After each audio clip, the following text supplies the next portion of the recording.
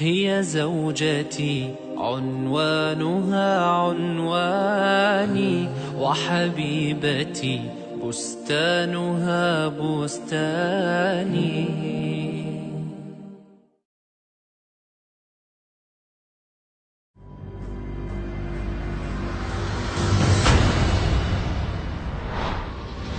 45% to 50% of marriages in the United States end with divorce, while the percent of divorce in Europe is about 35%.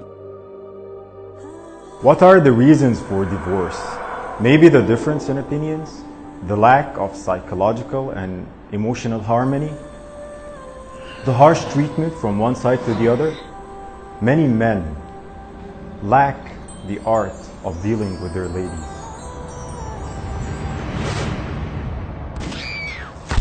70% of women who were killed in the United States were murdered by their husbands or boyfriends. Before the messenger Muhammad, peace be upon him, was sent, the woman, the wife, was not really that much appreciated in different societies. Here, she was burned to death with her dead husband, and there she was locked in a grave. Even in the Arabic tribes where the messenger was sent, she was just inherited like any of his belongings. This is the society back then. This is how people used to think when the messenger Muhammad, peace be upon him, was sent.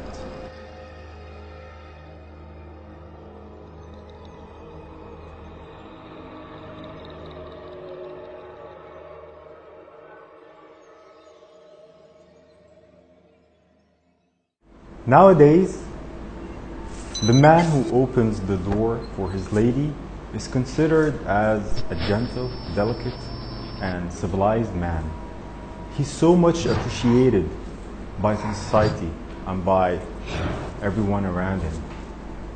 Back then, 15 centuries ago, this was shameful. It was shameful to respect your wife. It shows that you're not a man. Back then, Prophet Muhammad, peace be upon him, used to lean down on the ground and put his knees for his wife to step on and get on the horse. Imagine, he's decades, centuries, what I say millenniums ahead in human civilization and respect to women and ladies' rights. 20% of pregnant women in the world are subject to violence from their husbands or relatives. 70% of them cannot run away because of their children or lack of income. This madness needs one thing. It needs the teachings of Muhammad. Sayyidah Aisha, the Prophet's wife, narrated that one time some of his companions played with the sticks in the masjid. And she wanted to watch, so he put his hands for her to lean her head on and watch. She said, I attended to keep watching for longer and longer, just to see when will he get bored, when will he get tired and remove his hand. And she said, actually, I lost the interest in watching, and he was still there for me.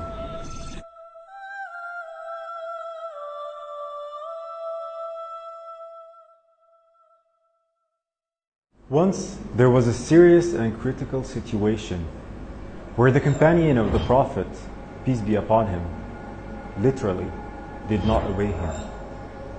And only because of the advice of his wife, the issue was resolved. So the Prophet, peace be upon him, was not just nice and gentle with his wife, he also respected her as an equal person. Prophet Muhammad said, "Anything you spend for the sake of Allah, you will get your reward for it, even if it was a morsel of bread you put in your wife's mouth." Prophet Muhammad, peace be upon him, said, "In this world, woman and perfume have been made dear to me, and the dearest among all is salah, prayer." And his wife said that he never hit a woman with his hands. Prophet Muhammad, peace be upon him, said, "Act kindly towards women," and the Quran says, "And live with them in kindness." For the Prophet Muhammad, peace be upon him, being a women's rights activist and defending the women's rights back then, this was not an addition to his message. This was something that actually made a lot of resistance between the Arabs back then. A lot of the Arabs refused to join this new message, this new religion, because it simply equals between the man and the woman. So although this slowed the spread of his message, although he still insisted on being himself, on delivering the full message from Allah. He still gave the women their rights, because it's simply their rights in Islam. Even after Islam, when Umar ibn al-Khattab, a very respected companion of the Prophet, peace be upon him, he got angry on his wife because she answered him back. And he blamed her for answering him back. And she said, "What's the problem? Even the wife of the Prophet, peace be upon him, answers him back. Why don't you accept?" And this is how the whole society was tuned to respect the woman. The Quran addresses men about women and says, "And do not make difficulties for them in order to take back part of what you gave them." And the Prophet says, "You are obliged to support and provide them, your wives, with clothing kindly." The Prophet also says, "Of the dinar you spend in Allah's path, or to set a slave free, or as charity to the needy, or to support your family, the one yielding the greatest reward is that which you spent on your family." The Prophet Muhammad, peace be upon him, told his companion, teaching them, that the best among the believers is indeed the one with the best manners and the one who is most kind and gentle to his wife. If you saw the Prophet in his home and then compared this to our homes in the 21st century in terms of treatment, interaction, you'll find a big difference. The Prophet, peace be upon him, used to fix his sandals. He used to sew his cloth and used to help his wife in the normal and daily home activities. Who does this nowadays? Prophet Muhammad said, "Fear Allah in respect of women. You took them with the permission from Allah." He also said to his companions, "Indeed, women are the counterparts of men. Only a noble person would be kind to them, and only a mean person would insult them." Let's imagine a man, a leader with his army, and then he would ask this army to go ahead and would take his wife and ask her to race, and actually she will win. Then years later, the same man, the same leader with his army and his wife, and he will ask the army to lead ahead and would race again, but this time he will win. And then he will tease her, laughing and saying, "Now we're even." This is the Prophet, peace be upon him, with his wife.